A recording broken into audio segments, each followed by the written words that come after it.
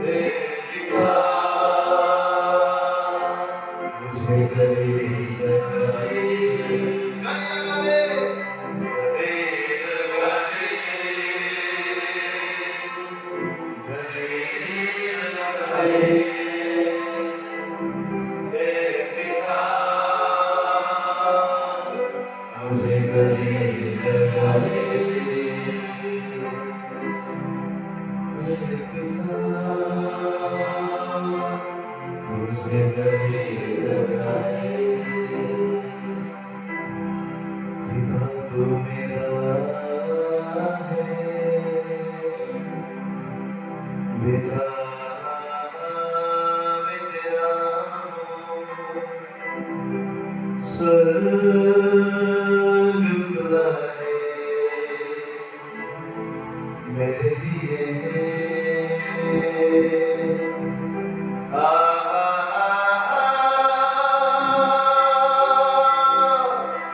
पिता तू मेरा है, बेटा मैं तेरा हूँ, बेटा मैं तेरा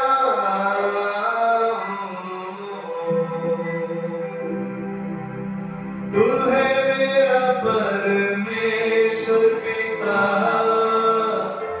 मैं हूँ तेरी संतान, तेरा प्यार मेरे लिए है बड़ा महान,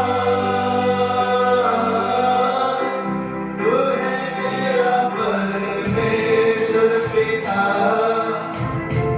तेरी संतान, तेरा प्यार मेरे लिए है बड़ा महान, तू है मेरा परमेश्वर पिता, मैं हूँ तेरी संतान, तेरा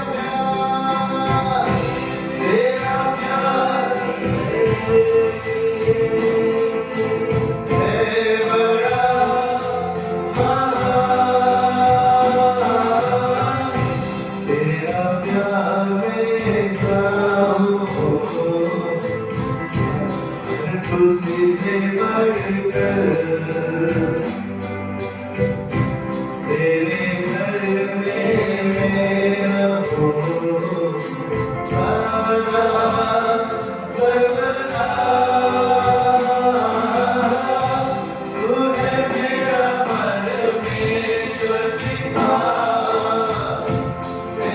तेरी संतान। तेरा प्यार मेरे लिए है बड़ा महान। मेरे लिए तेरी बाहें खुली, दिल प्यार से भरा। पिता से कहे गले से मुझको लगा सदा सर्वदा। मेरे लिए तेरी बाहें खुली, दिल प्यार से भरा। गले से मुझको लगा सदा सर्वदा। तू है मेरा परमेश्वर, मैं हूँ तेरी संतान। ओ तेरा प्यार है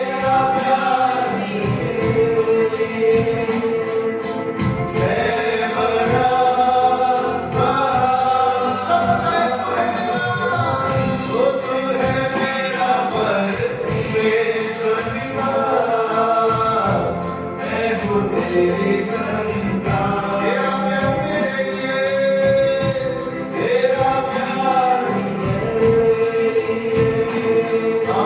है बड़ा महान।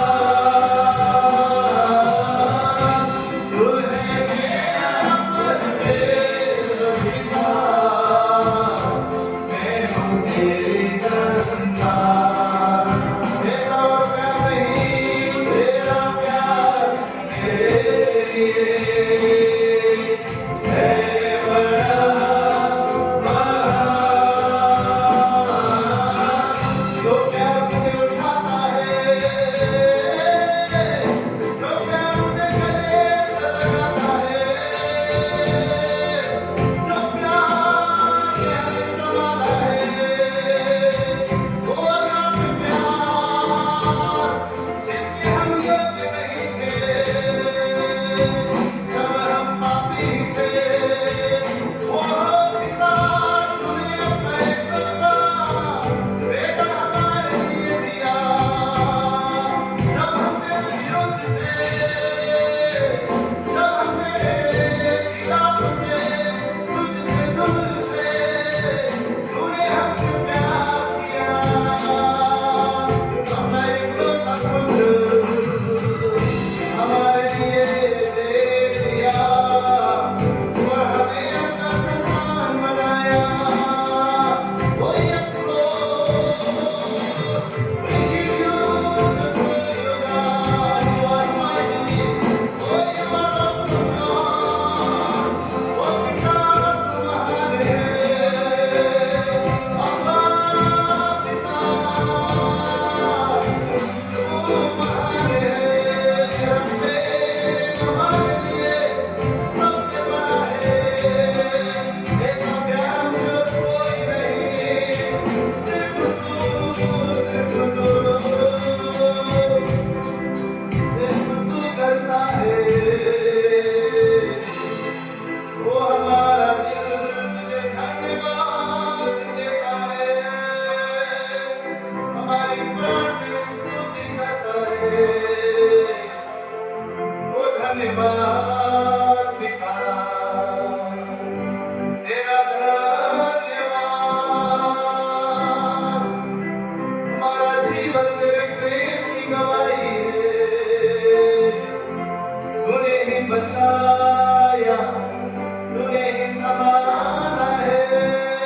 माँ के गर्भ में रचने से पहले हम पर चित्त लगाने वाला पिता, तेरा धन्यवाद। मेरे लिए तेरी बाहें खुली, दिल प्यार से भरा। गले से मुझको लगाए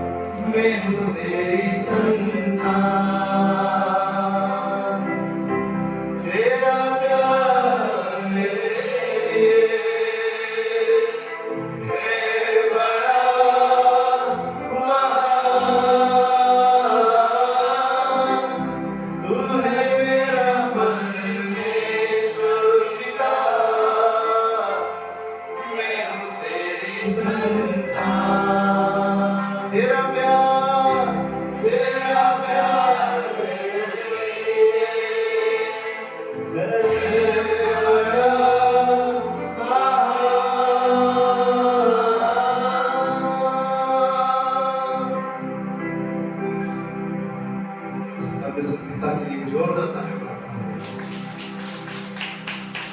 हालेलुया। आज ये संसार प्रेम की तलाश में है कि कोई मुझसे प्यार करे, कोई मेरा केयर करे, कहीं से तो मुझे सांत्वना मिले, कोई तो मुझे उठाए, कोई तो मुझे सहारा दे। परंतु परमेश्वर कहता है कि मैंने उस समय तुमसे प्रेम किया है जब तुम मेरे विरुद्ध थे, जब तुम मुझे जानते भी नहीं थे, जब तुम लोग सब मानव जाति पाप में खोया हुआ था। ऐसे समय में पिता ने अपना एकलौता पुत्र यीशु मसीह को देकर आपसे और मुझसे अपना प्रेम को जताया। हालेलुया। पर अगापे प्रेम क्या है? अगापे प्रेम बाइबल बोलता है कि हम जब कमजोर भी होते हैं तो उसका प्रेम हमारे प्रति बढ़ जाता है, उसका अनुग्रह हमारे प्रति बढ़ जाता है। ऐसा प्रेम इस संसार में हमें कहीं से नहीं मिल सकता, केवल हमारा अब्बा पिता से, जिसने अपना एकलौता पुत्र यीशु मसीह को आप और मेरे लिए भेजा है। हालेलुया। तो हम जब भी अकेले महसूस करते हैं, उसके बाहों में हमें दौड़ने की जरूरत है, उस पिता के बाहों में हमें जाने की जरूरत है, जो बाहें हमें तसल्ली देता है, जो बाहें हमें शांति देता है। और कितना जन इस सुबह कहते हैं कि हमारा परमेश्वर भला है। हालेलुया। कितना जन कह पाते हैं कि हमारा परमेश्वर भला है। हमारा परमेश्वर इसलिए भला है, कई बार हम सोचते हैं मैंने तो इतने साल से ये प्रार्थना किया, इतने चीजें मैंने परमेश्वर से मांगा, परमेश्वर ने बाकी चीज तो दिया लेकिन एक चीज ये नहीं दिया, तो हम उस चीज को मन में रखते हैं। इस सुबह मैं आपसे कहना चाहता हूँ, बिन मांगे दिया हुआ परमेश्वर वो पिता है, अब्बा पिता। जब हमने कभी भी हमारे जीवन में उस उद्धार को नहीं मांगा था, कभी भी उसके प्रेम को हमने नहीं मांगा था, कभी भी हमने उस अद्भुत स्वर्ग के शांति को नहीं मांगा था, पर बिन मांगे उस परमेश्वर ने हमें सब कुछ दे दिया है। हालेलुया। सब कुछ दे दिया है, उसने अपना एकलौता पुत्र दे दिया है। और आप और मैं आज उस यीशु मसीह के द्वारा उस स्वर्ग के वारिस हैं, उस पिता की संतान है।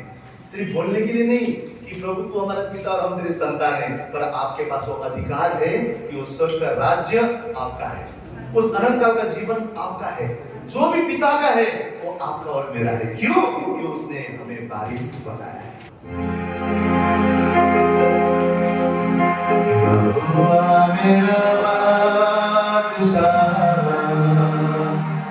वो करेगा भला सदा।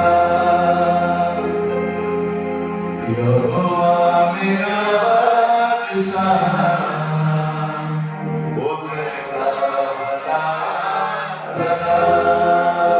बहुत सारे क्वेश्चंस, बहुत सारे प्रश्न आपके जीवन में होंगे, लेकिन इस गीत के दौरान आप अपने आप से कहे, मेरा भला परमेश्वर ने सब कुछ मेरे लिए भलाई के लिए किया हुआ है। वो करता भला अपने लोगों का, वो करता भला अपने लोगों का, और साथ रहेगा सदा। विश्वास के साथ आपकी आवाज, यहोवा मेरा बादशाह, वो करेगा भला सदा। सब मिलकर, यहोवा मेरा बादशाह, वो करेगा भला सदा। वो करता भला अपने लोगों का, वो करता भला अपने लोगों का, और साथ रहेगा सदा। सब मिलकर गाएंगे, यहोवा मेरा बादशाह, वो करेगा भला। यीशु ने हाथ में धोखा, यहोवा मेरा बादशाह, वो करेगा भला। वो करता भला अपने लोगों का, वो करता भला अपने लोगों का, और साथ रहेगा सदा। यहोवा मेरा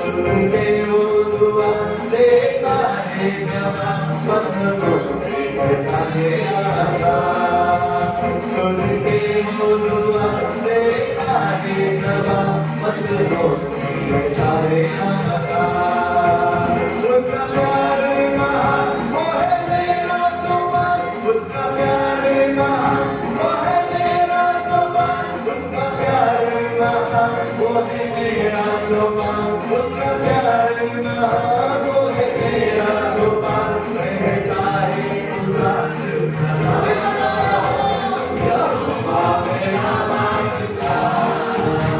यहोवा मेरा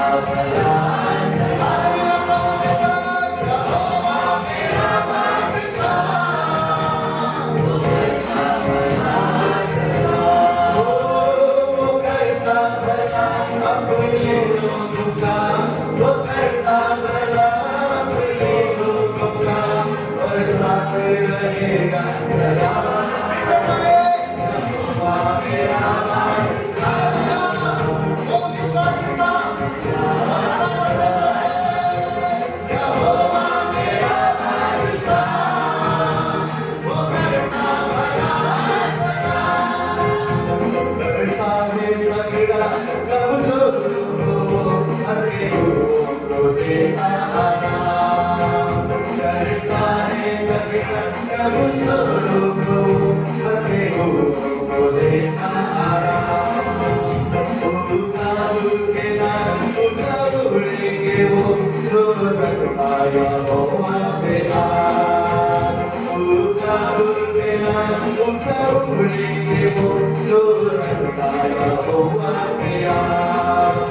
जिंदगी वो देता जो अलंकार का, जिंदगी वो देता जो अलंकार का, जिंदगी वो देता जो अलंकार का, जिंदगी वो देता जो अलंकार का। झूठे वादों का सच्चा खुदा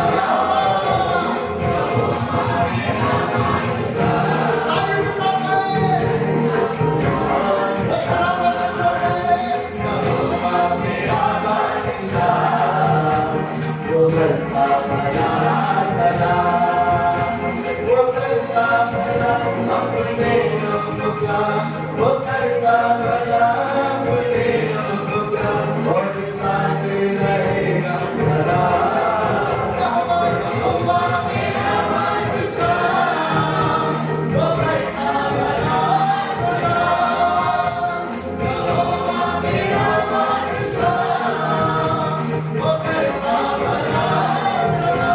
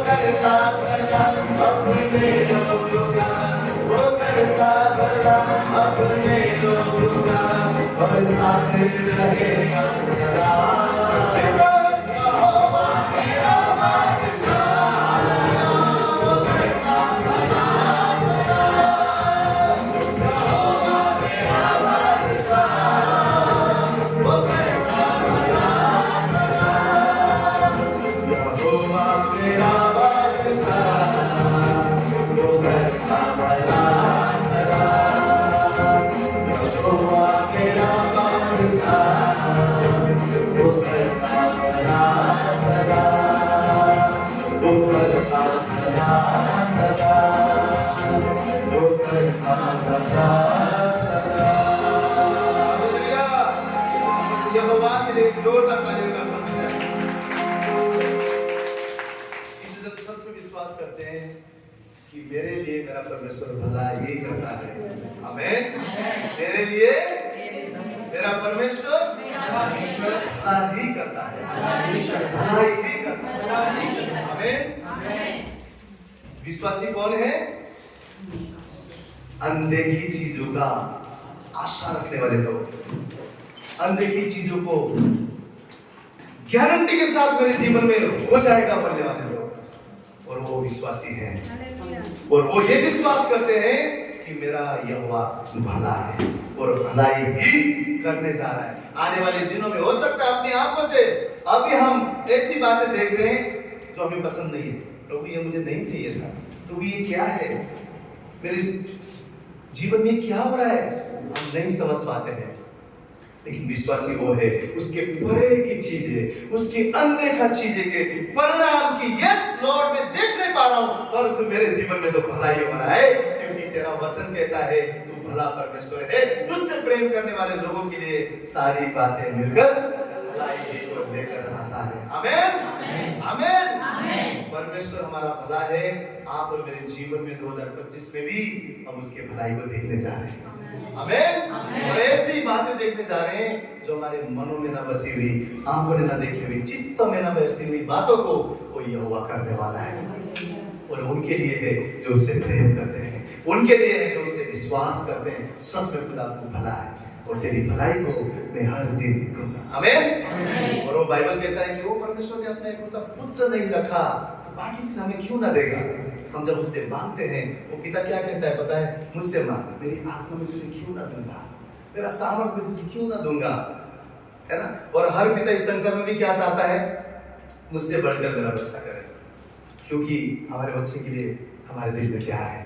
मेरा बेटा मेरा बेटी मुझसे भी आगे जाए, हम ये सोचते हैं। और वो पिता क्या सोचता है पता है, उसने बाइबल में बोला है, यीशु मसीह ने क्या कहा, जो मैं करता हूँ ना उससे भी बढ़कर तुम करोगे। ये उसका प्रेम है, ये उसकी दया है। वो चाहता है कि हम उसके सामर्थ के द्वारा उससे भी बड़े कार्य करें उसके द्वारा, क्योंकि उस खुदा ने हमसे प्यार किया है। वो यीशु नाम में जीवन है, वो यीशु नाम में शक्ति है, सामर्थ्य है। वो अब्बा पिता ने ऐसा नाम आपके मेरे जीवन में दिया है जो नाम के सामने हर एक दूसरा नाम घुटना टिकता है और मुझे अधिकार करता है कि यीशु ही प्रभु है। आपकी बीमारी की, आपके गरीबी की, आपके समस्या के नाम हो सकता है, लेकिन यीशु के नाम के सामने वो नाम भी झुकना पड़ता है, क्योंकि यीशु के सामने सारे घुटना टिकेगा, हर जुबान निकाल करेगा कि यीशु ही प्रभु है। आमीन। अगला गीत कहता है मेरा यीशु यीशु। इस गीत में कुछ उर्दू वर्ड है, उसके बारे में मैं पहले आपको बताऊंगा। इस दूसरे लाइन को अगर आप देखते हैं तो वहां पे लिखा है हादी और मुनस्सी। हादी का अर्थ है राह दिखाने वाला। बोलेंगे राह दिखाने वाला। हमें किसने राह दिखाया है? यीशु मसीह ने। हालेलुया। और दूसरा वर्ड है मुनस्सी, जिसका अर्थ है आजाद या फिर छुड़ाने वाला। आप और मैं गुलामी में थे, उस खुदा ने हमें छुड़ाया है। हालेलुया। उसके बाद अगला पंक्ति में आप देखेंगे खुशा। खुशा का अर्थ है मुश्किल, खुशा का अर्थ है मुसीबत में आनंद को लेकर आने वाला, हमारे जीवन में खुशी देने वाला। और उसके बाद है रब्बुल नफाज, जिसका अर्थ है रब्बुल का अर्थ है राजादी राजा, नफाज का अर्थ है श्रेष्ठ, क्योंकि यीशु मसीह राजाओं का राजा। बाइबल कहता है, कहीं ऐसा नहीं बोला है वो मंत्रियों के ऊपर भी मंत्री, ऐसा नहीं बोला, कहीं ऐसा नहीं बोला है कि वो नेता के ऊपर नेता है, परंतु बाइबल में बोला है वो राजाओं के ऊपर भी राजा है। वो राजा है, राजा भी राजा परमेश्वर है, शाह का भी शाह है। यहाँ पर लिखा हुआ है रब्बुल का अर्थ राजादी राजा, नफास का अर्थ है श्रेष्ठ, यानी कि राजाओं में भी वो श्रेष्ठ है। और उसके बाद एल सदाई, आप जानते हैं सर्वशक्तिमान परमेश्वर। अदोनाई, जो आपका मेरा जीवन का स्वामी है। और एक वर्ड और है आबे हया, जिसका अर्थ है अमृत जल। अर्थात यीशु कहता है उस स्त्री से, तू अगर जानती कि मैं जीवन का जल हूं तो ये पानी नहीं मांगती। यीशु मसीह ने से कहा जीवन का जल मैं हूं, और जो मुझसे पिएगा वो फिर कभी प्यासा नहीं होगा। हालेलुया। इस संसार का पानी हमें डेली हमें पीना पड़ता है, और जो यीशु से पीता है वो हमें तृप्त करता है। बाइबल बोलता है वो हमें तृप्त करने वाला परमेश्वर है। हालेलुया। तो मिलकर इस गीत को हम गाएंगे, मेरा यीशु मेरा यीशु, क्योंकि पिता ने ऐसा नाम आपको मेरे जीवन में जोड़ा है जो नाम आपका और मेरा सामर्थ है। तो मिलकर इस गीत को मेरी मुश्किल में वो, मेरी मुश्किल खुशा, मेरी मुश्किल में वो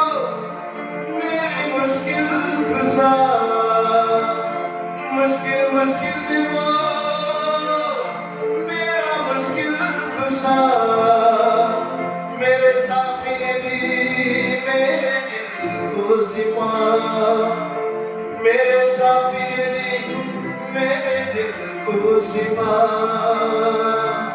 मेरा रब्बुल नफास, मेरा मुश्किल गुसा, मेरा यीशु यीशु, मेरा यीशु यीशु, वो है हादी मेरा, वो मुंजी मेरा, मेरा यीशु, मेरा यीशु यीशु। हाथ उठाकर गाए, उसका जुबान नरम और मुलायम भी है, उसका जुबान नरम और मुलायम भी है, वो है कायम और तक उसका कायम भी है, वो है कायम और तक उसका कायम भी है, वो है सदाई, वो है अदोनाई, मेरा यीशु यीशु, मेरा यीशु यीशु, वो है सदाई, वो है अदोनाई। सब मिल गाएंगे, मेरा यीशु यीशु, मेरा यीशु यीशु, मेरा यीशु यीशु, मेरा यीशु यीशु, मेरा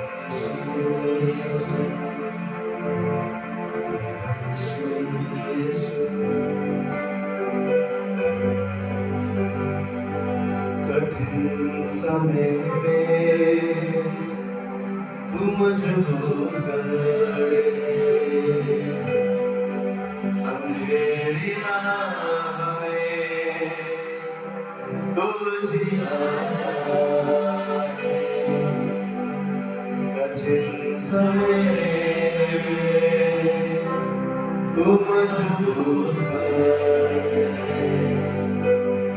अंधेरी रात में तू जियाए, मेरी दुहाई तू सुनता, मेरा प्रभु कभी नहीं सोता। मेरी दुहाई तू सुनता, मेरा प्रभु कभी नहीं सोता, मेरा प्रभु सोते देता। प्रभु परमेश्वर तो कितना भला है, तेरी भलाई सदा आती है। सब मिलकर गाएं, प्रभु परमेश्वर तो कितना भला है, ओ प्रभु तेरी भलाई सदा आती है। आप सुना मेरा दिल तुझे धन्यवाद देता, मेरा प्राण तुझे स्तुति देता। जिससे निकल जाए मेरा दिल तुझे धन्यवाद देता, मेरा प्राण तुझे स्तुति देता। सब गाए प्रभु परमेश्वर तो कितना भला है, तेरी भलाई सदा आती है। प्रभु परमेश्वर वो सब मिलकर गाएं, मुझे कहे तेरी भलाई, तेरी भलाई सदा आती है। तू कहता है नहीं छोड़ूंगा, तू कहता है नहीं ठुकराऊंगा, तू कहता है नहीं छोड़ूंगा, ओ प्रभु तू कहता है नहीं ठुकराऊंगा। तेरा अगुवाई करता, तेरा सामना मुझे बल देता, वो यहाँ तेरा तेरी अगुवाई करता, यीशु तेरा सामना मुझे बल देता, मेरा प्राण तुझे स्तुति देता। अपना प्राण उसे कहने पाए तो भला है, प्रभु परमेश्वर तो कितना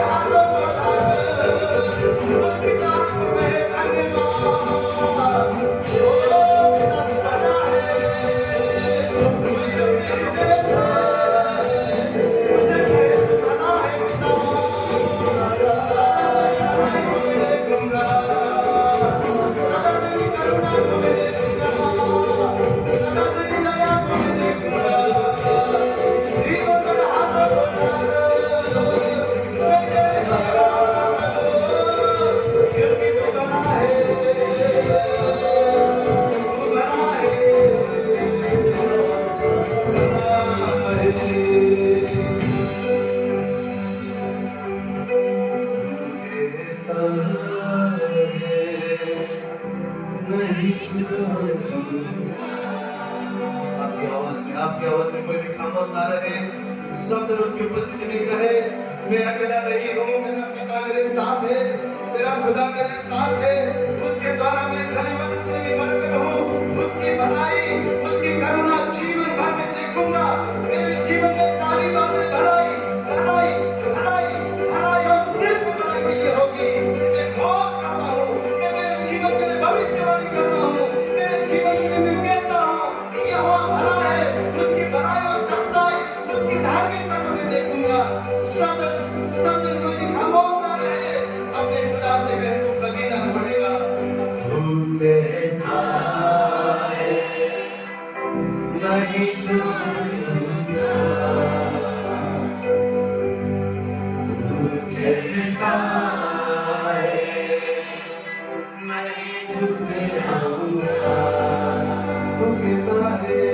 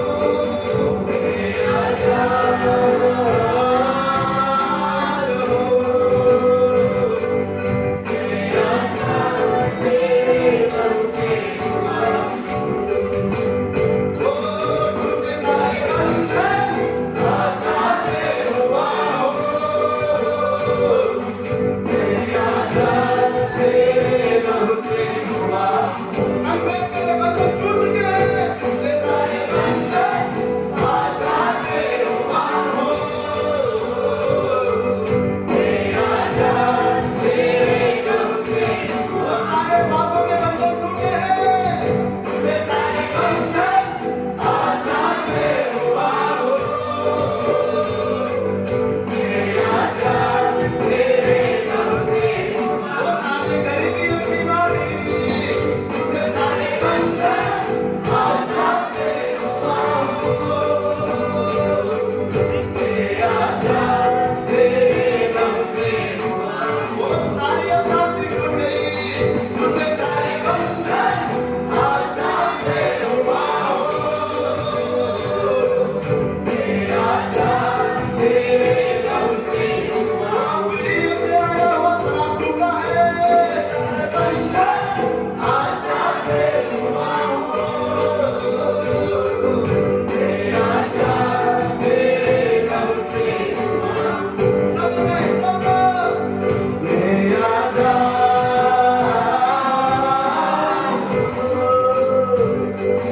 मेरे आजा तेरे लहू से हुआ हो। अपने जीवन के लिए खोज करें आजा मेरे आजा तू, मेरे आजा तेरे लहू से हुआ हो। सब गाए सब मेरे आजा तू, मेरे आजा मेरे आजा तू, सारे बंधनों से मेरे आजा सारे पापों से सारे बंधनों से सारी गरीबी से सारा बीमारी से ओ यीशु तेरे प्रभु ने तेरे प्रभु ने मुझे आजाद किया है। सब मेरे आजाद ओ मेरे आजा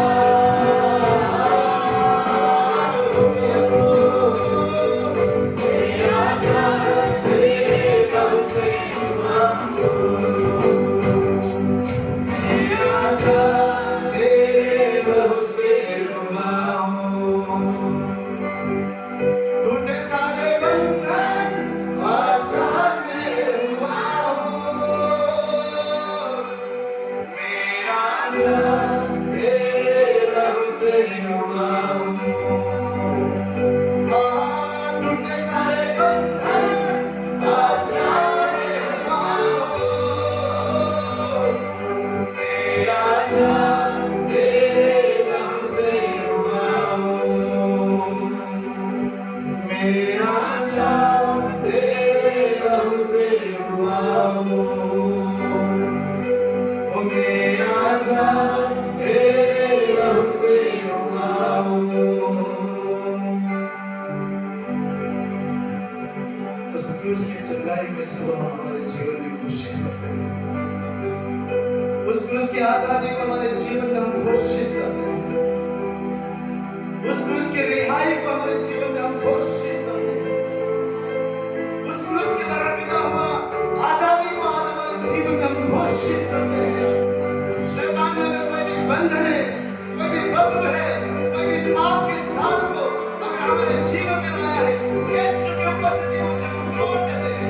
यीशु के नाम से उसे हम तोड़ देते हैं। सारे बंधन यीशु के नाम से टूट गए हैं।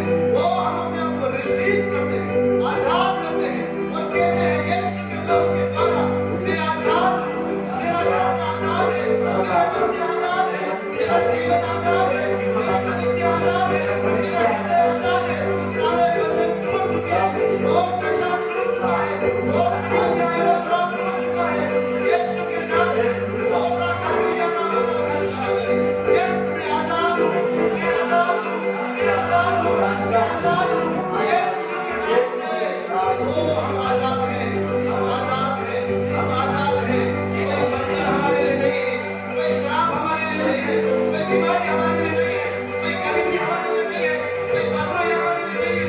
हमारे लिए भलाई की योजना है, हमारे लिए चंगाई है, हमारे लिए छुटकारा है, हमारे लिए वो हमारा बर्थडे का दिन है, हमारे लिए अपनी शांति है, हमारे लिए खुशी है।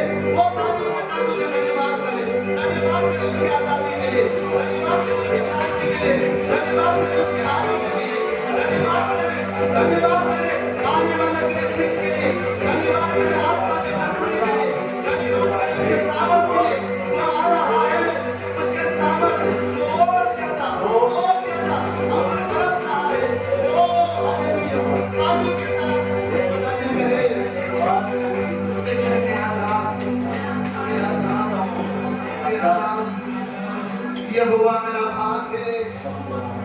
भरपूरी मेरा भाग है, शांति मेरा भाग है, आनंद मेरा भाग है। वो कमजोरी नहीं, परंतु मैं भगवान होने के लिए बुलाया गया हूँ, मैं सामर्थ्य होने के लिए बुलाया गया हूँ, मैं उजियारों में रोशनी में चलने के लिए बुलाया गया हूँ, वो मैं आजाद होने के लिए बुलाया गया हूँ। यीशु के नाम से आजाद। Hallelujah, yes Lord, yes Lord. तेरी गुजरे में मैं वो तुम्हें आजाद हूँ, और किसी कारण से नहीं, मेरे बुद्धि से नहीं, मेरे ज्ञान से नहीं, मेरे समझ से नहीं, मेरे बल से नहीं, परंतु प्रभु तेरी दया से, तेरे लहू से यीशु तूने हमें छुड़ाया है। ओ यस लॉर्ड, हमारा प्राण तुझे धन्यवाद करता है, हमारा मन तुझे धन्यवाद करता है।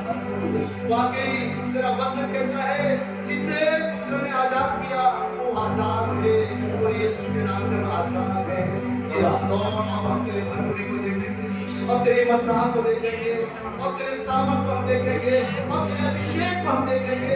हम अंधेरे में नहीं, परंतु हम रोशनी में चलेंगे प्रभु, क्योंकि तेरा सामर्थ हम में है। ओ यीशु, फिर से हम तुझे चुनते हैं, फिर से हम तेरी ओर दौड़ते हैं, फिर से संसार की बातों को पीछे छोड़कर, उस पाप को पीछे छोड़कर, वो अनाज्ञाकारिता को छोड़कर हम आज्ञाकारिता के लिए दौड़ते हैं, उससे प्रेम चाहने के लिए, वो तेरी हुजूरी में आने के लिए।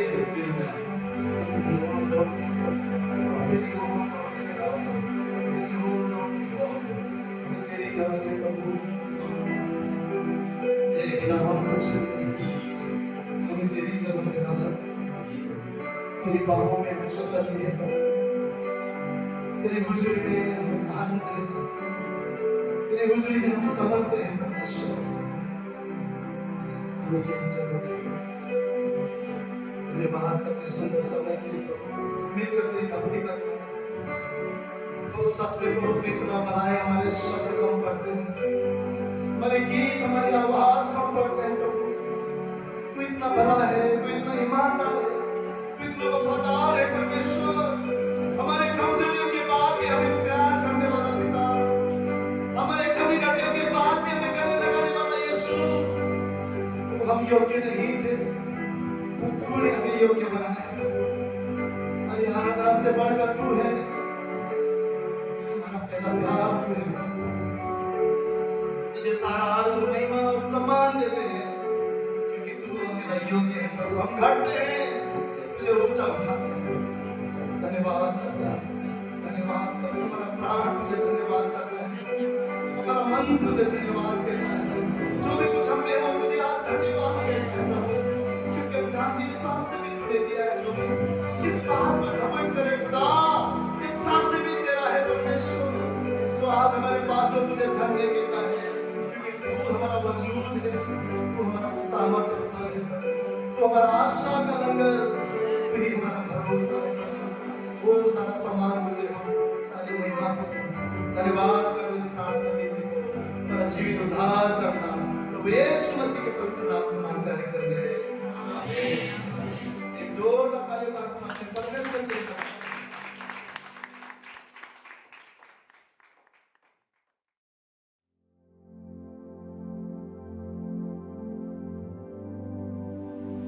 लास्ट वाला जब हम गीत गा रहे थे तो परमेश्वर के हम कह रहे थे प्रभु मैं आजाद हूँ, मैं आजाद हूँ। किस चीज के लिए हम आजाद हैं आज?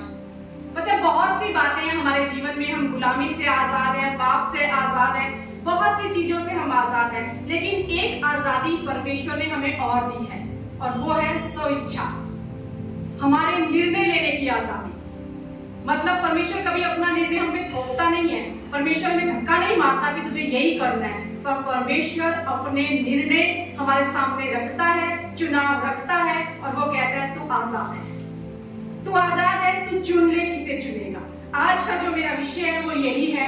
परमेश्वर आज हमसे बात कर रहा है, चुन लो, चुन लो तुम क्या चुनना चाहते हो। अगर हम व्यवस्था विवरण डिट्रोनॉमी में चले, डिट्रोनॉमी 30 चैप्टर 19 वर्स, व्यवस्था विवरण 30वां अध्याय 19वां वचन। मैं आज आकाश और पृथ्वी दोनों को तुम्हारे सामने इस बात की साक्षी बनाता हूँ कि मैंने जीवन और मरण, आशीष और श्राप को तुम्हारे आगे रखा है। इसलिए तू जीवन को ही अपना ले कि तू और तेरा वंश दोनों जीवित रहे। सबसे पहले तो यहाँ प्रभु क्या बोल रहे हैं, मैं आज आकाश और पृथ्वी दोनों को तुम्हारे सामने इस बात का साक्षी बनाता हूँ। दो गवाह खड़े कर रहे हैं वो, आकाश और पृथ्वी, यानी जो कुछ आकाश के नीचे है और जो कुछ पृथ्वी के ऊपर है वो सब गवाह है। जो बात मैं कहने जा रहा हूँ परमेश्वर कह रहे हैं उसके गवाह आकाश और पृथ्वी हैं। और मैं चाहता हूँ, मैंने जीवन और मरण, आशीष और शाप तुम्हारे सामने रखा है। ये वचन कब प्रभु ने बोला, जब उससे पीछे हम जाते हैं व्यवस्था विवरण में 28 अध्याय 29 अध्याय में हम देखते हैं वहां आशीष के वचन बोले गए, वहां शाप के वचन बोले गए। अगर ये नहीं करोगे तो ऐसा होगा और ऐसा करोगे तो ऐसा होगा। सारा परमेश्वर ने जब ये पूरा व्याख्यान कर दिया, उसके बाद वो यहाँ कहते हैं कि जो बातें मैंने बोली है ना, अगर हम 11वें वचन में देखें तो वहां परमेश्वर कहते हैं जो कुछ मैंने कहा है ना और तुम्हारे सामने रखा है, ये कुछ अनोखा नहीं है, ये कुछ ऐसा नहीं है कि तुम नहीं कर सकते। तुम कर सकते हो, क्योंकि जो वचन है ना वो तुम्हारे मुंह में है, तुम्हारे हाथों में है, तुम्हारे पास है। तो ये वचन तुम्हारी अगुवाई करेगा तुम्हें चुनाव करने में। मैंने सब कुछ रखा है, पर मैंने कैसे तुमने चुनाव करना है वो भी तुम्हें दिया है। और यहाँ 19 वचन में क्या लिखा है, इसलिए तू जीवन ही को अपना ले। मैंने जीवन, मरण, आशीष, शाप, भलाई, बुराई, मतलब सब मैंने तुम्हारे सामने रखा है। और क्या कह रहा है वचन आगे, इसलिए तू जीवन ही को अपना ले कि तू और तेरा वंश दोनों जीवित रहे। हमारे सामने एक क्वेश्चन पेपर है, चॉइस है, और परमेश्वर इतना भला है ना, वो क्या कह रहा है, मुझे पता है मुश्किल होगा तुम्हें चुनाव करना, पर मैं तुम्हें आंसर भी बताता हूँ। यहाँ टिक करो, ये सही है। जीवन को चुन लो, और जीवन को चुन लोगे तो तुम्हारे लिए क्या लिखा हुआ है आगे, तेरा तू और तेरा वंश दोनों जीवित रहे। ऑप्शन भी दिए और मैं आंसर भी दे रहा हूँ, मैं आंसर भी दे रहा हूँ। ये जो डिसीजन है ना, ये जो चुनाव है ना, चुन लेना किसी एक को, ये इतनी बड़ी सामर्थ, ये इतना बड़ा अधिकार परमेश्वर ने आपको और मुझे दिया है ना, कि जिसकी कभी कभी हम कीमत जान नहीं पाते। सब कुछ परमेश्वर ने हमारे लिए कर दिया। आशीष भी पड़ी हुई है, यहाँ शाप भी पड़ा हुआ है, पर परमेश्वर कह रहे हैं अधिकार तेरे पास। क्यों अधिकार खुदा ने हमें दिया? क्योंकि वो कहता है कि मैंने मनुष्य को अपने स्वरूप में रचा है, इसलिए मैं उसे सब इच्छा देता हूँ। मैं उसे धक्का नहीं मारूंगा तुझे इधर ही जाना है, लेकिन मैं तुझे इच्छा दे रहा हूँ, अधिकार दे रहा हूँ, चुन ले।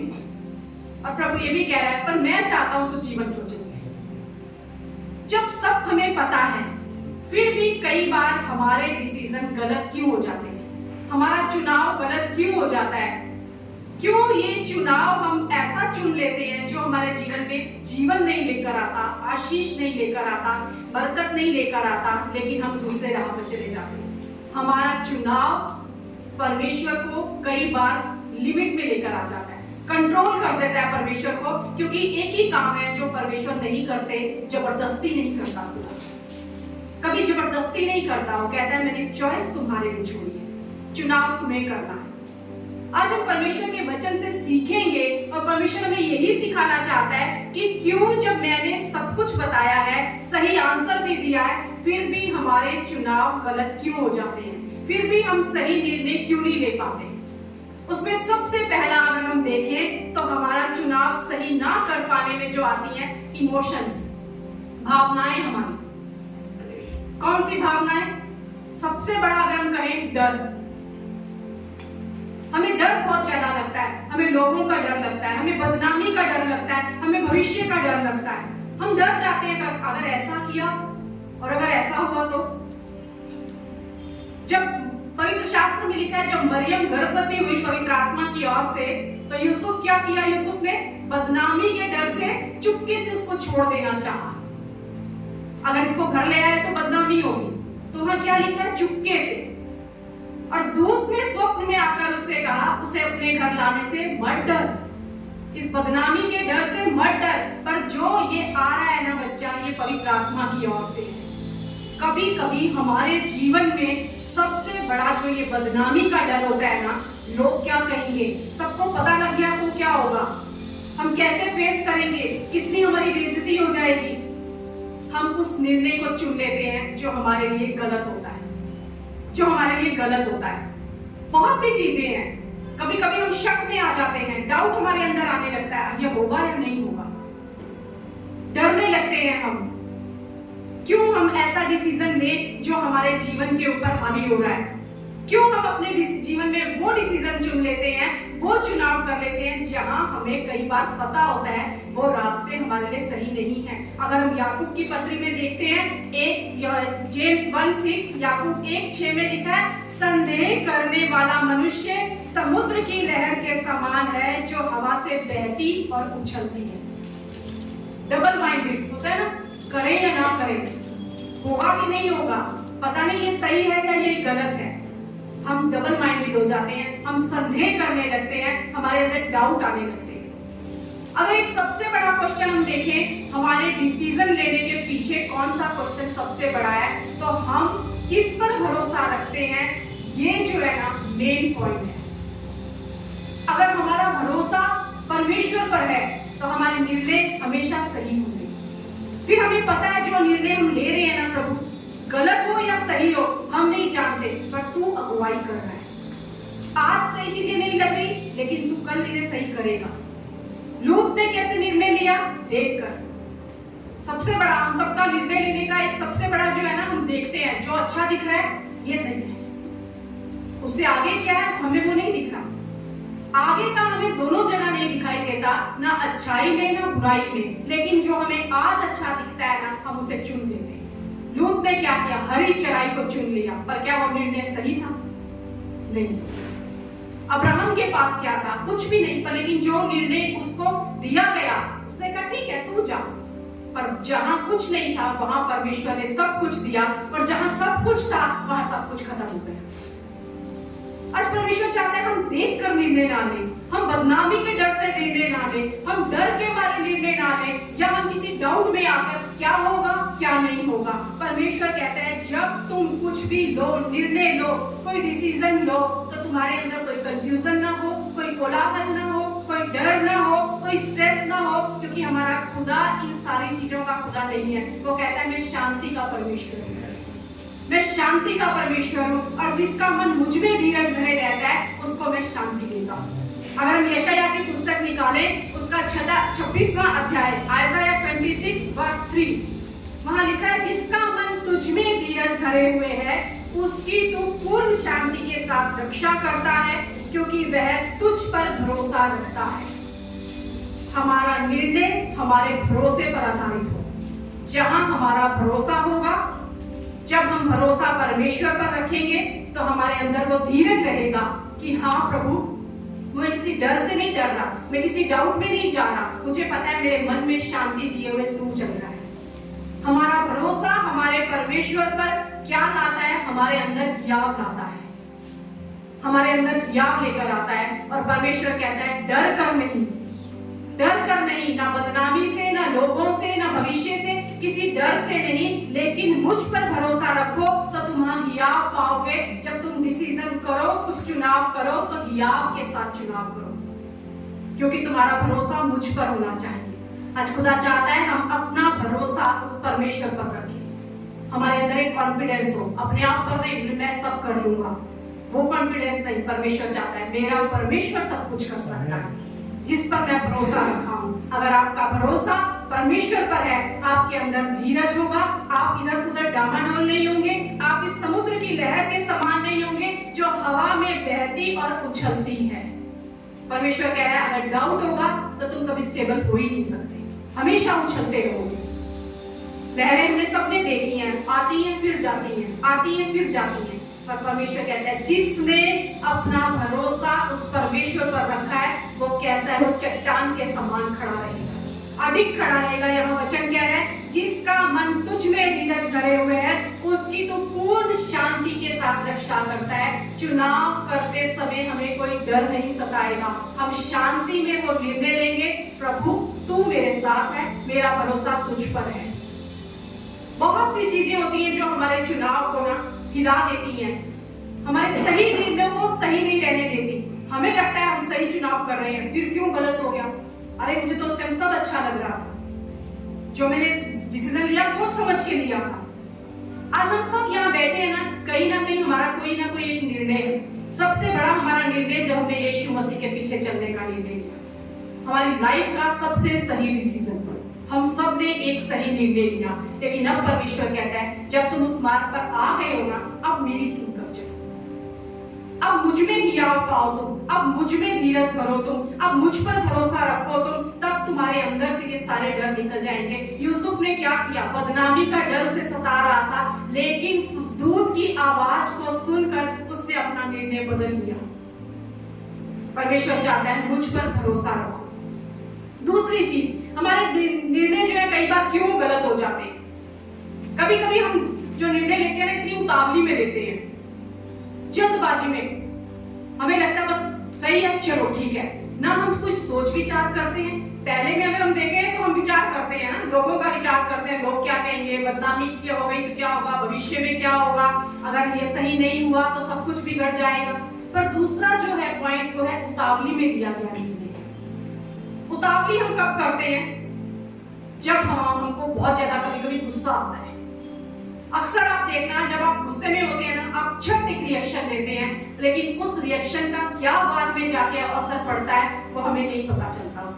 उस समय नहीं पता चलता। ये जो हमारे निर्णय है ना, आज के निर्णय हमारे फ्यूचर को इफेक्ट करते हैं, और ये हमारे निर्णय सिर्फ हम तक सीमित नहीं है, ये बहुतों को प्रभावित करते हैं। परमेश्वर का वचन क्या कह रहा है? तू और तेरा वंश जीवित रहेगा अगर तू जीवन को चुन ले। यानी जो हमारे निर्णय है ना, वो सिर्फ हम तक सीमित नहीं है, हमारे बच्चों, हमारे परिवार, हमारे बिजनेस, हमारे चर्च, बहुत सी चीजों पे वो इफेक्ट डालते हैं।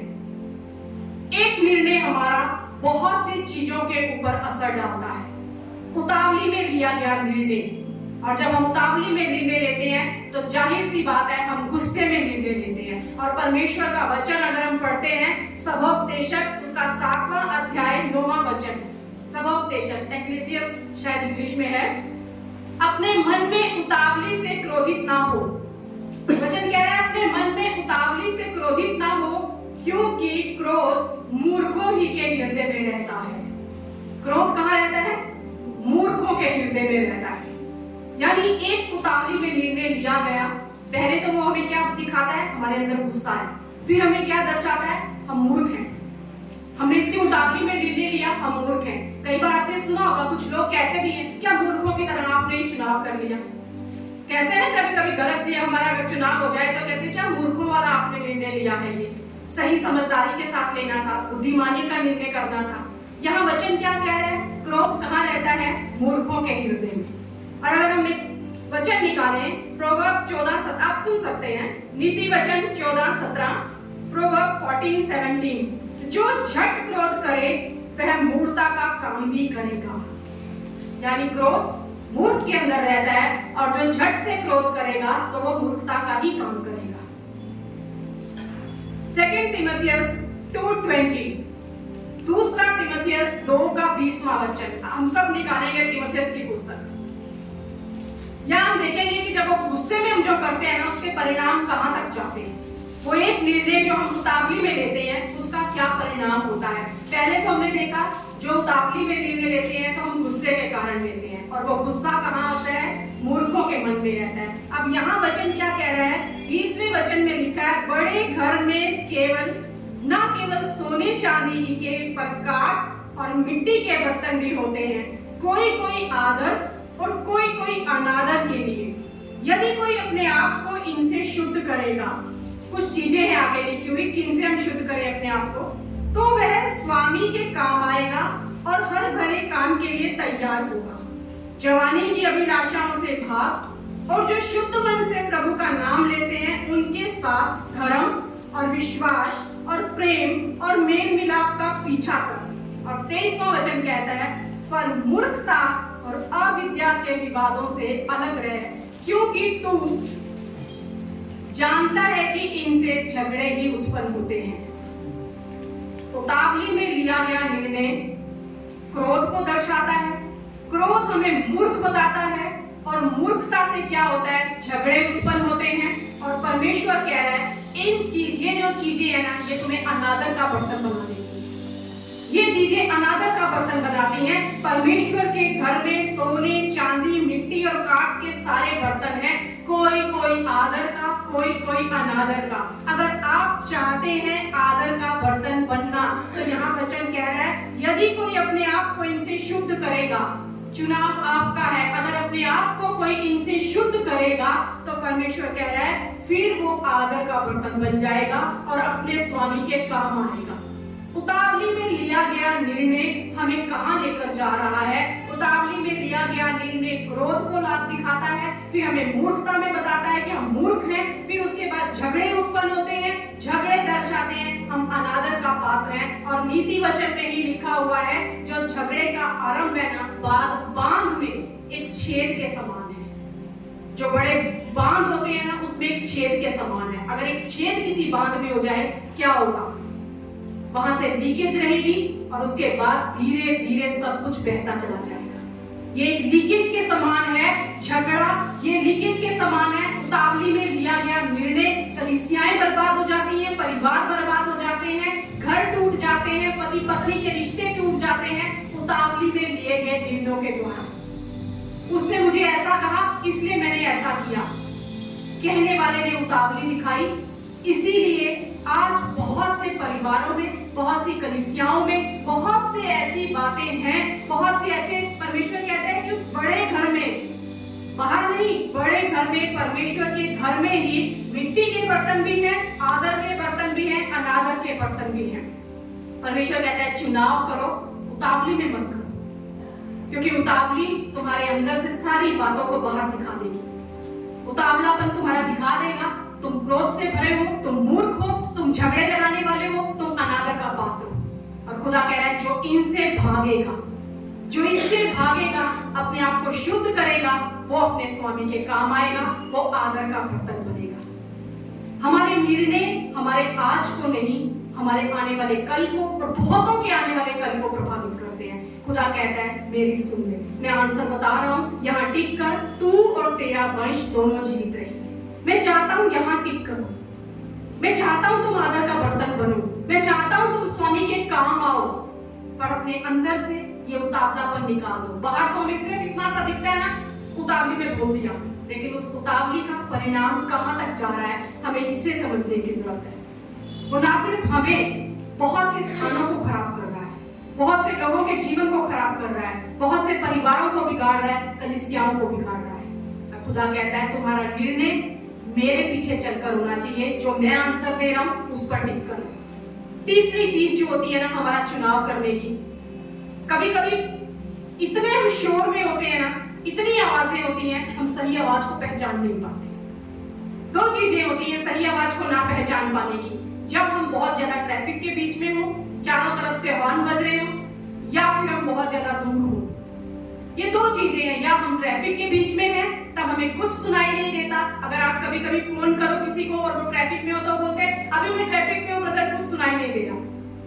दूसरी चीज हमें कब सुनाई नहीं देता, जब हम परमेश्वर से बहुत दूर होते हैं, बहुत दूर होते हैं कि वो आवाज हमारे कानों तक पहुंचती ही नहीं है। खुदा चाहता है मेरे निकट आओ, मेरे निकट आओ, सारी आवाजों से अपने आप को बाहर निकालो ताकि तुम मेरी आवाज को सुन सको, ताकि तुम मेरी आवाज को सुन सको। हम देखते हैं बाइबल में ये घटना, एक शैमुएल उसके 30वें अध्याय में, आप सुन सकते हैं स्टोरी, सब जानते होंगे, फर्स्ट शैमुएल 30th चैप्टर। वहां हम देखते हैं कि दाऊद किसी दूसरे नगर में है और वो वापस जब सिकलग में आता है अपने नगर में, तो वहां आकर वो देखता है कि सब कुछ उसका जो है शत्रु ले गए हैं।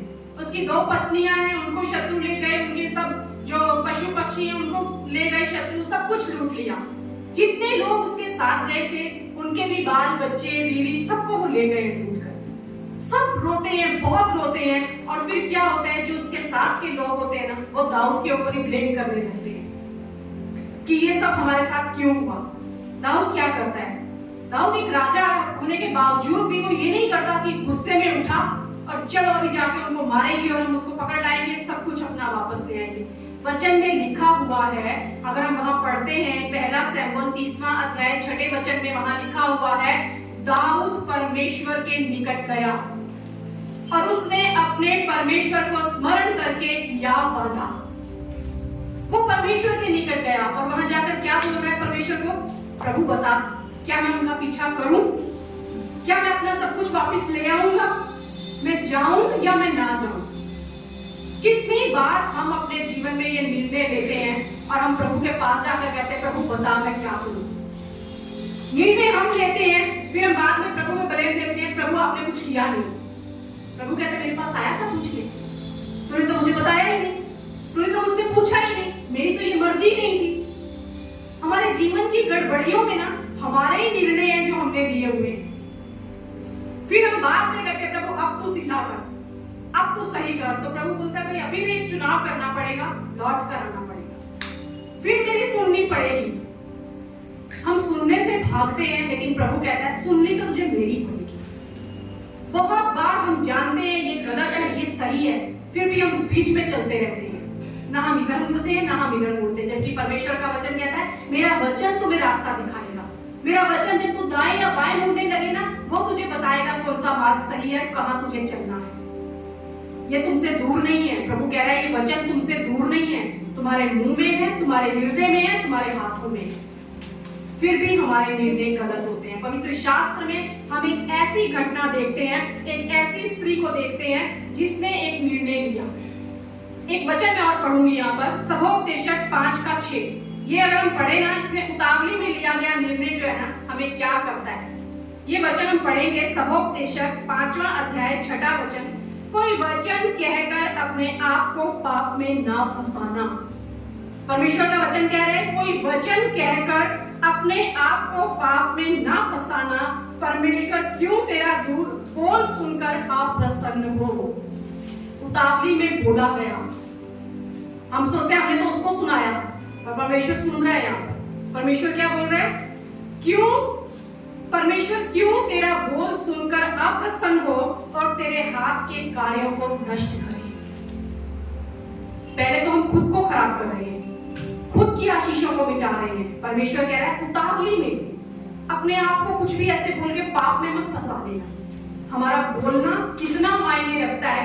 कभी कभी हम कुछ भी बोल के उसके बाद में अरे ऐसे बोल दिया था, तो परमेश्वर बोलता है सोच के बोलो, सोच के बोलो। इतनी उतावली, इतना गुस्सा, इतनी मूर्खता या इतना झगड़ा या अनादर का बर्तन ये तुम्हें बना देगा तुम्हारे मुख से निकले हुए शब्द। मुख से निकले हुए शब्द, वचन क्या है, कोई वचन कहकर अपने आप को पाप में ना फंसाना। आप दूसरे को नहीं फंसा रहे, अपने आप को पाप में फंसा रहे हैं। परमेश्वर क्यों तेरा बोल सुनकर आप प्रसन्न हो। हमें लगता है हमने तो उसको सुनाया, परमेश्वर कहता है वो मैंने सुना है।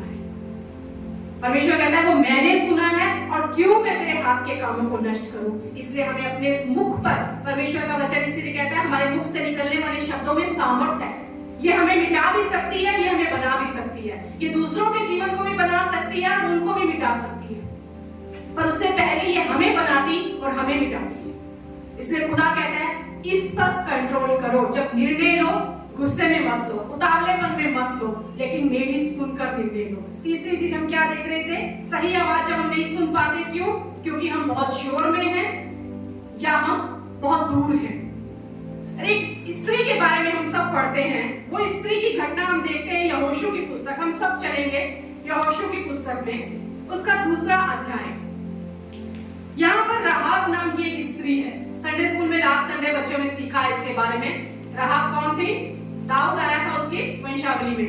तो राहाब नाम की एक स्त्री है, और वो राहाब स्त्री के यहाँ पर सारा लिखा हुआ है कि जब 2 दूतों को यहोशू भेजता है कि यरीहो का भेद लेने के लिए जाना है। राहाब एक वेश्या है और वो उस दूसरे जगह पर आए हैं, तो जहां पर लोग उन्हें जो है अगर पकड़ लेगा राजा तो उन्हें मार डालेगा। लेकिन वो दोनों कहां उतरते हैं? उस राहाब स्त्री के घर पर। और वो क्या करती है, यहाँ जब उन्हें पता चलता है, शुरू में ही हम पढ़ते हैं, जब उन्हें पता चलता है कि लोग जो है वो इजरायली यहाँ घुस के आए हैं, तो वो राहाब के घर पे ही ना दूतों को भेजता है। राजा अपने सैनिकों को भेजता है कि जाओ पता करो क्या उसके वहां कोई आदमी उतरे हैं। तो वो क्या करती है, उन दोनों को छिपा लेती है अपने घर में, और क्या बोलती है, नहीं वो आए तो थे पर चले गए हैं। और जो सैनिक होते हैं वो उन्हें ढूंढते हुए बाहर निकल जाते हैं, पर वो उन्हें अपने यहाँ छुपा लेती है। और क्या करती है, उनको क्या बोलती है, 8वें वचन से हम देखेंगे। वहां भी वो छत पे उन्हें छुपाती है, और वो अभी सोए नहीं होते, तो उन पुरुषों के पास जाकर उनको क्या कहती है, मुझे तो निश्चय है कि यहोवा ने तुम लोगों को यह देश दिया है और तुम्हारा भय हम लोगों के मन में समाया है, और इस देश के सब निवासी तुम्हारे कारण घबरा रहे हैं, क्योंकि हमने सुना है कि यहोवा ने तुम्हारे मिस्र से निकलने के समय तुम्हारे सामने लाल समुद्र का जल सुखा दिया और तुम लोगों ने सीहोन और ओग नामक यरदन पार रहने वाले अमोरियों के दोनों राजाओं का सत्यानाश कर डाला। और आगे वो कहती है, और यह सुनते ही हमारा मन पिघल गया और तुम्हारे कारण किसी के जी में जी न रहा, क्योंकि तुम्हारा परमेश्वर यहोवा ऊपर के आकाश का और नीचे की पृथ्वी का परमेश्वर है। कौन कह रही है ये? एक अविश्वासी स्त्री। वो कहती है, मैं तुम्हारे परमेश्वर को जानती हूँ कि वो कौन है, इसलिए हमें पता है अब जो ये होने वाला है ना, यहाँ तुम कब्जा कर लोगे, तुम जीत जाओगे।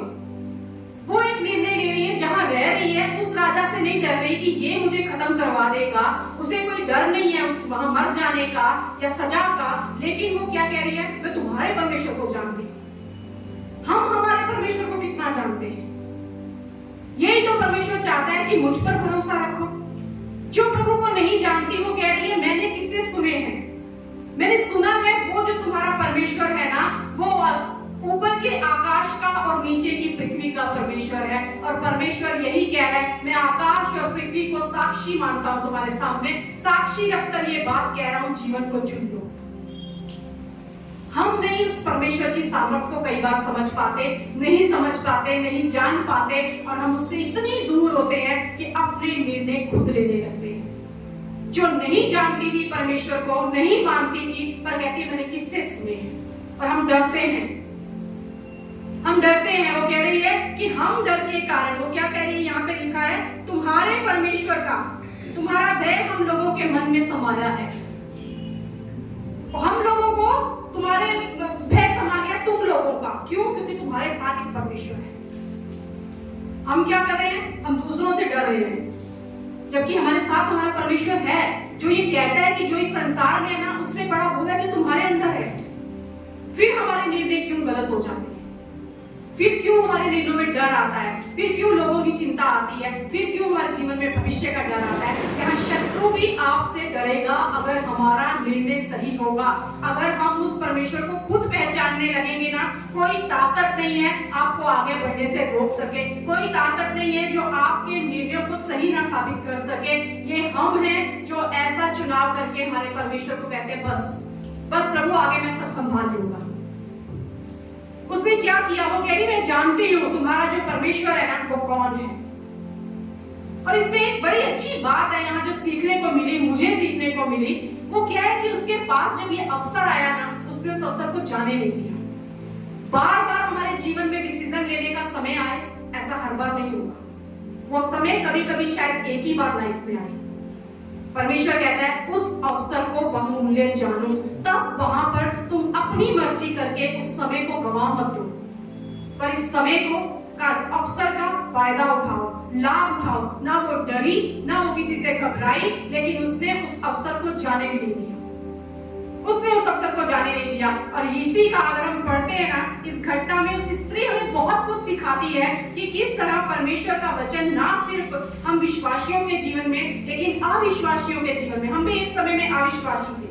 जब हमने विश्वास किया, एक निर्णय किया, तभी हम इस डिसीजन को लेकर आज उसकी इस आशीषों में वारिस बने हैं। और अब भी हमारे जीवन के हर निर्णय हमें वहां आगे लेकर जाते हैं। अगर हम वहीं पे पढ़ते हैं यहोशू 6:25 में,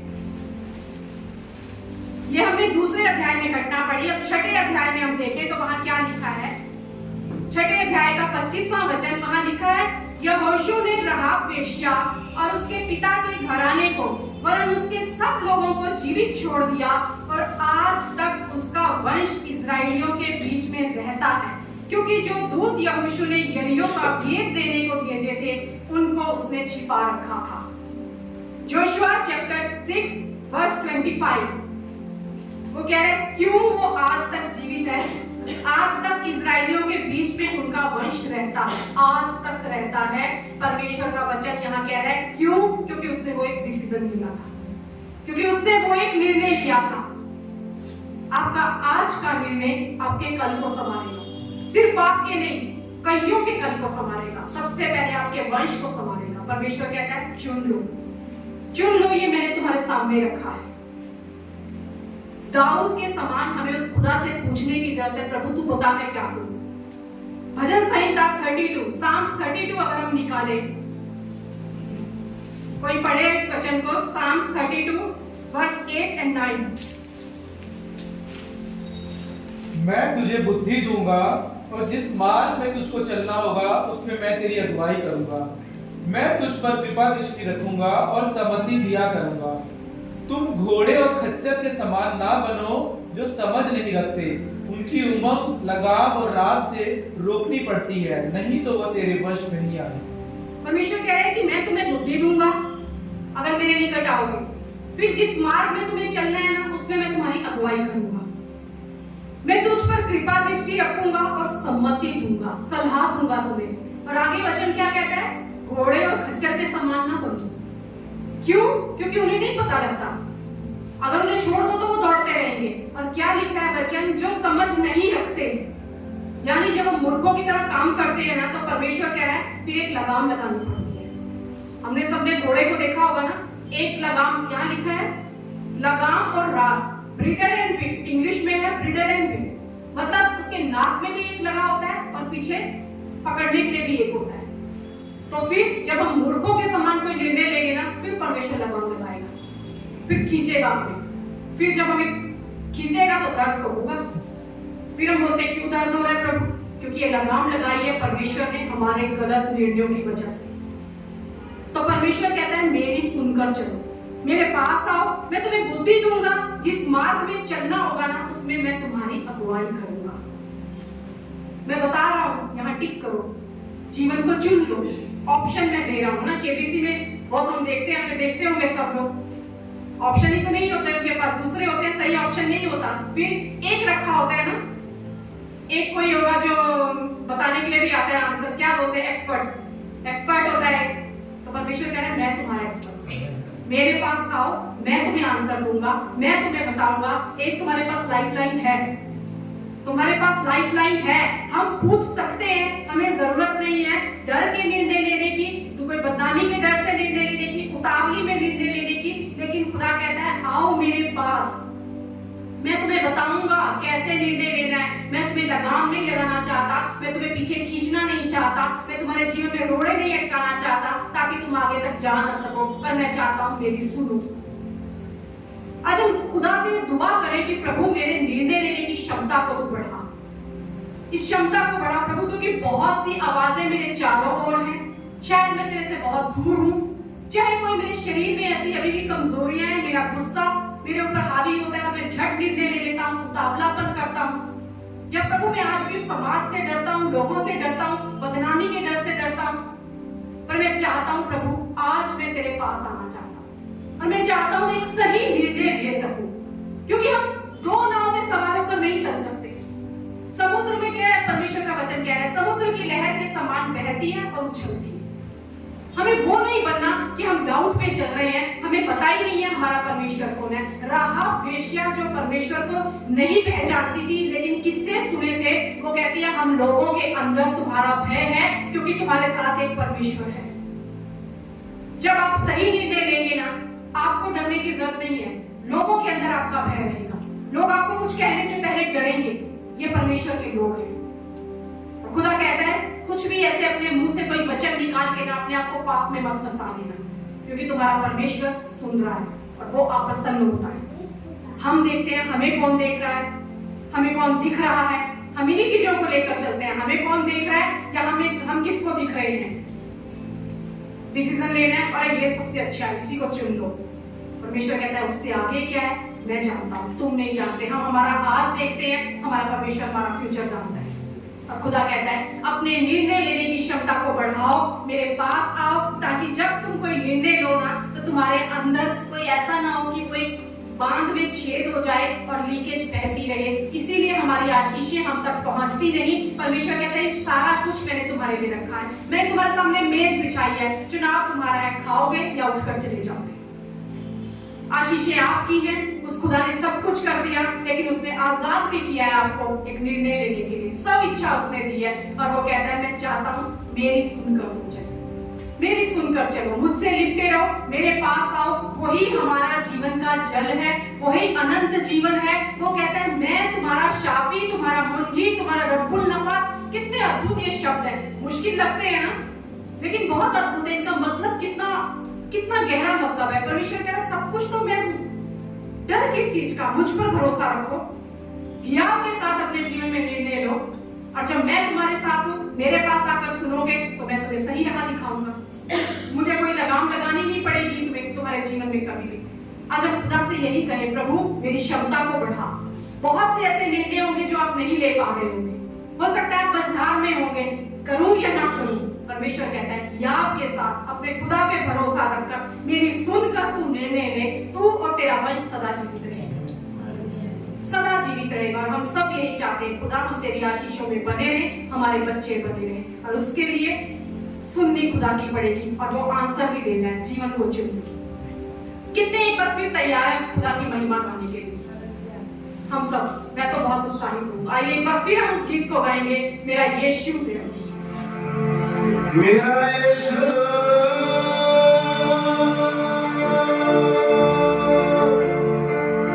मेरा यीशु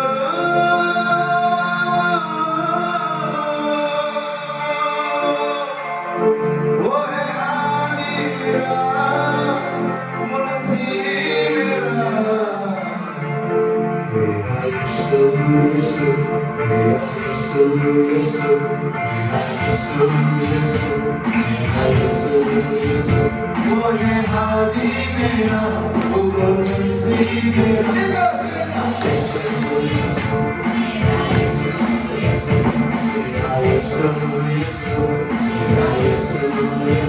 वो है आदि मेरा, वो मुंशी मेरा। यीशु मेरा यीशु यीशु मेरा यीशु यीशु मेरा यीशु यीशु।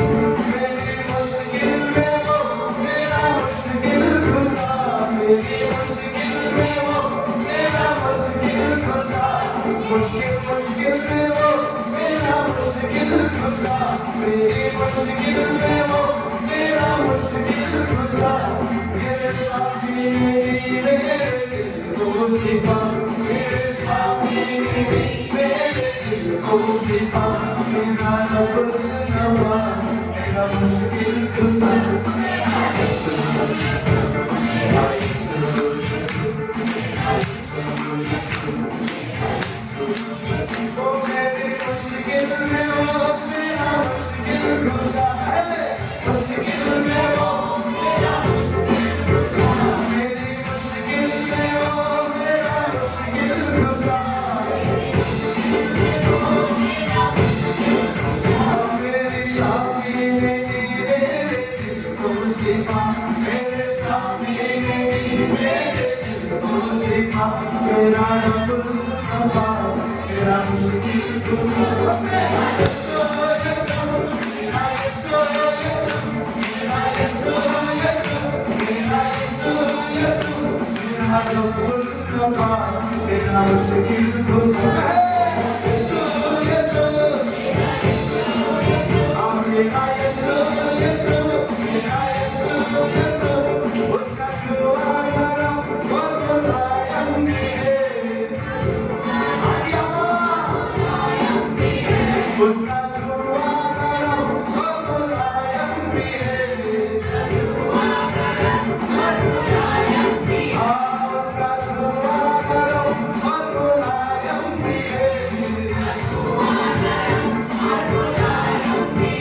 वो है कायम वक़्त उसका कायम भी है, वो है कायम वक़्त उसका कायम भी है। वो है सदाई, वो है अदोनाई। मेरा यीशु यीशु मेरा यीशु यीशु मेरा यीशु यीशु मेरा यीशु यीशु। वो है सदाई, वो है अदोनाई। मेरा यीशु यीशु मेरा यीशु यीशु मेरा यीशु यीशु मेरा यीशु यीशु।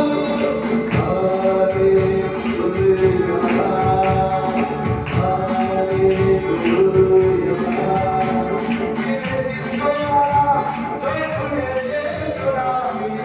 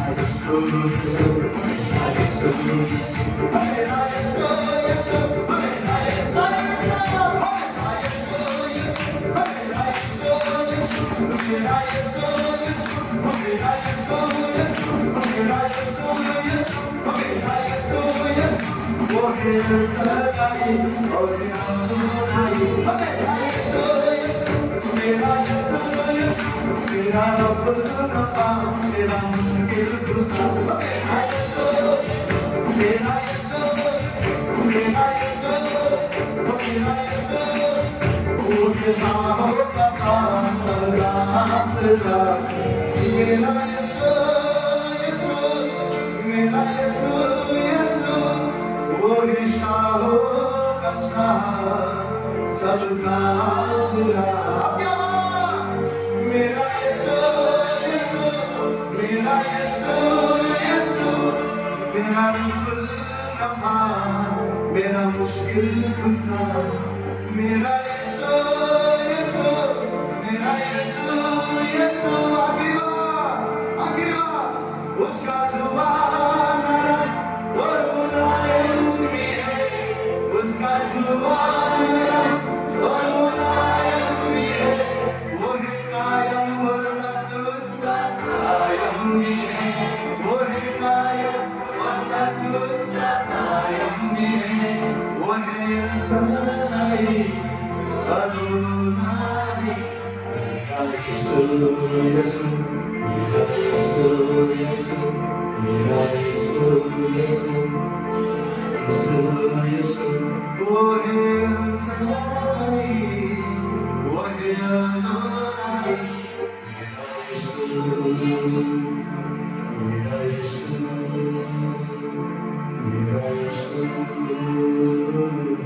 मेरा यीशु।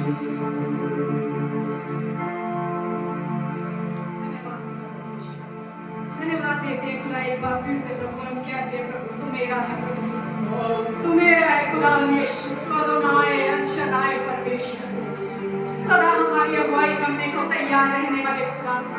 आज भी तू जानता है प्रभु, कई बार हमारे जीवन में हम निर्णय नहीं ले पाते प्रभु जी, पर तू कहता है मैं तुम्हें बताता हूँ जीवन को चुन लो, जीवन को चुन लो प्रभु। हम धन्यवाद देते हैं खुदा एक बार फिर आज आपने हमें जिस मझधार में हम फंसे हैं प्रभु, तूने वहां से हमें फिर राह दिखाई है खुदा। तू कहता है कि मैं तुम्हारा मार्गदर्शन, मैं तुम्हारी अगुवाई करूंगा, मैं तुम्हें सम्मति दूंगा, मेरे पास आओ, मेरे निकट आओ, मेरी सुनकर चलो। होने दे खुदा यीशु। आज हम कहते हैं प्रभु एक निर्णय लेने की हमारे अंदर क्षमता आने पाए प्रभु। हम आदर का बर्तन बनना चाहते हैं खुदा यीशु। वो सारी बातें पिता परमेश्वर जो आज भी हमारे जीवन में हमारे निर्णयों को गलत करती हैं खुदा, हम अपने अंदर से निकालते हैं प्रभु, और हम कहते हैं खुदा तू हमारी हाथ पकड़कर अगुवाई कर प्रभु, हमें ले चल अपनी राहों पर प्रभु जी, अपने मार्गों पर प्रभु यीशु। तू कहते हैं वचन तुम्हारे मुख में है, तुम्हारे हृदय में है, तुम्हारे हाथों में है। मदद कर प्रभु, इसमें हम खोजे खुदा यीशु, खोजे कि तूने हमारे लिए क्या रखा है प्रभु यीशु। तेरी योजनाओं को खोजे प्रभु यीशु, तेरे विचारों को खोजे प्रभु यीशु, तेरी इच्छा को खोजे प्रभु यीशु। आज हम एक ही बात मांगते हैं प्रभु, मदद कर पिता, हम ढूंढ पाए प्रभु यीशु कि कहाँ हमें हमारे निर्णयों का उत्तर मिलेगा प्रभु जी, किसके पास जवाब है आज। और तू कहता है मेरे पास आओ, मेरे पास आओ। हम दुआ करते हैं आज खुदा इस वचन के द्वारा आज तूने एक बार फिर प्रभु जी हमें राह दिखाई है खुदा।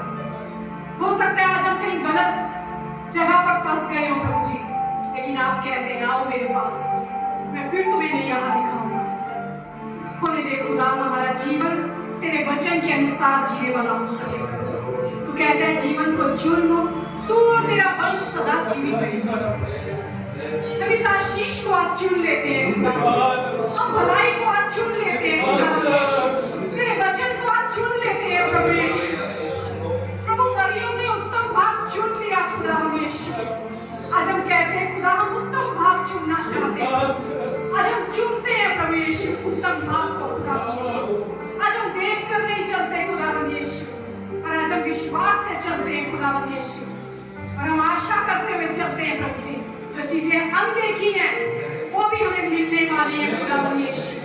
हमारा निर्णय प्रभु जी हमारी उतावली में नहीं प्रभु, हमारे डर में नहीं प्रभु जी, किसी बदनामी के डर में नहीं प्रभु जी, हमारे भविष्य को लेकर नहीं प्रभु जी, लेकिन आज हमारा निर्णय खुदा तुझ पर भरोसा रखकर होगा प्रभु यीशु। हम तुझ पर हियाव बांध कर चलेंगे खुदा, और हम हियाव के साथ निर्णय लेने वाले हो सकेंगे प्रभु जी, क्योंकि हम जानते हैं खुदा जब हम तेरी तरफ से निर्णय लेंगे लोगों के मनों में हमारा भय छा जाएगा कि उनका खुदा उसके कार्यों को हमने देखा है, उसके कार्यों को हमने सुना है, वो ऊपर आकाश का और नीचे पृथ्वी का परमेश्वर है। ये आकाश तेरा सिंहासन और पृथ्वी तेरे पांव रखने की चौकी है खुदा यीशु। एकमात्र अधिपति प्रभु तू है, और आज हम तेरी सुनकर चलना चाहते हैं। धन्यवाद देते हैं प्रभु इस सुंदर समय के लिए, इस संगति के लिए प्रभु। सच में खुदा, आज हम अपने आप पर एक बात पर गर्व करते हैं प्रभु कि हमने एक निर्णय तो लिया प्रभु कि आज हम तेरी संगति में बैठे हैं खुदा यीशु। आज हम इस संसार में खो नहीं गए प्रभु यीशु, आज हम मिट नहीं गए प्रभु यीशु, लेकिन ये तेरी महाकरुणा का फल है प्रभु यीशु। ये तेरी अनुग्रह, तेरी दया, तेरी कृपा हम पर हुई प्रभु यीशु कि आज हम तेरी संगति में पाए जाते हैं मेरे खुदा यीशु। और हम कहते हैं प्रभु जी, अब हम जीवन को चुनकर आगे चल रहे हैं प्रभु, और जीवन के द्वारा हम जीवित रहेंगे और सदा की आशीष हमारे जीवन में रहेगी। धन्यवाद होगा, सारी महिमा आदर गौरव आपके नाम को देते हैं प्रभु। और इस दुआ को यीशु मसीह के सामर्थी नाम से मांगते हैं। आमीन। आइए जोरदार